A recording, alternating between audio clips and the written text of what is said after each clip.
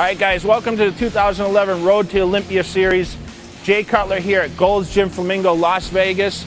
4-time Mr. Olympia, going on 5-time. We're here to do some back training today, so come on in, let's check it out, and you're gonna see how we're gonna back up our 5th title at the Mr. Olympia this year in 2011. Let's go.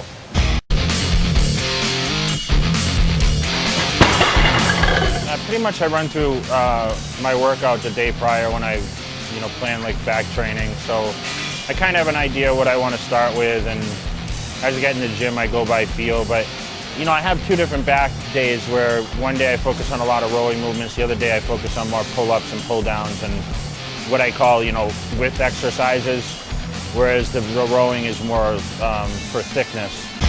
With a reverse pull-down movement always, and stretch the lats.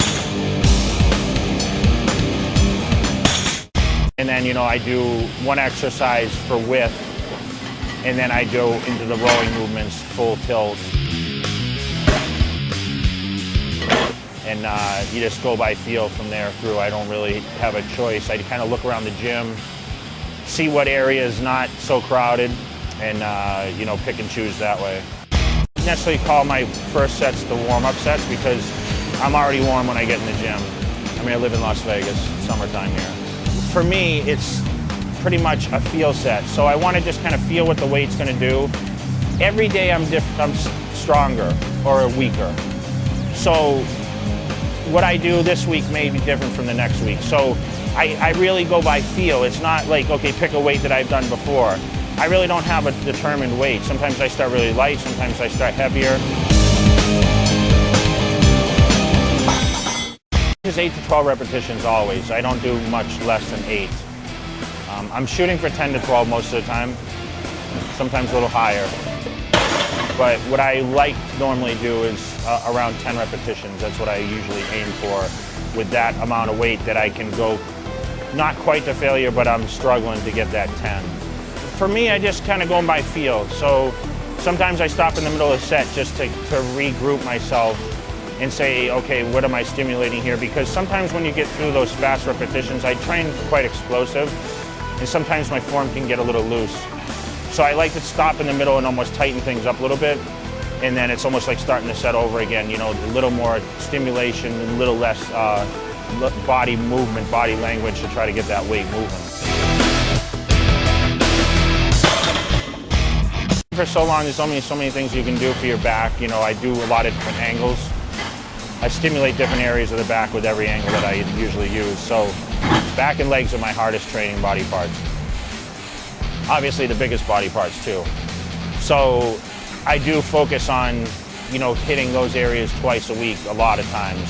Some touch up on both back and legs.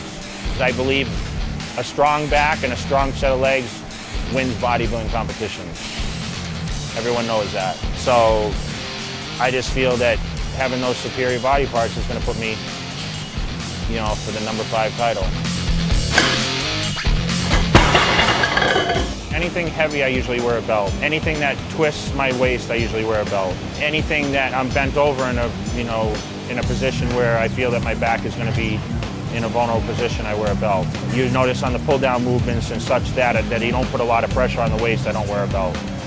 So the belt is worn most body parts, but back especially, just because it's a lot of bent over movements, and it's a little safer for the lumbar region to have a little support there. I like to feel a little secure in the movement, so when it gets to heavy weights, I might wrap.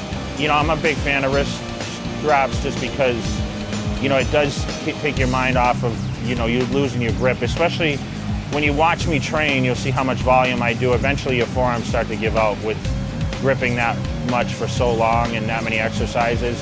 You almost need those wrist straps to hold the heavier weights. What I like to do is a lot of back movements. If you really watch my hand position, if you reviewed the tapes, a lot of my movements is just hooked bars. So if I'm doing like bent rows, seated cable rows, one-arm dumbbell rows, you'll notice that it's never a solid hand grip on like a dumbbell or a bar or anything like that, barbell. You'll notice that I have a very loose grip and it's just a hook. And that's very difficult to do without using straps. So the straps come into play definitely at that point.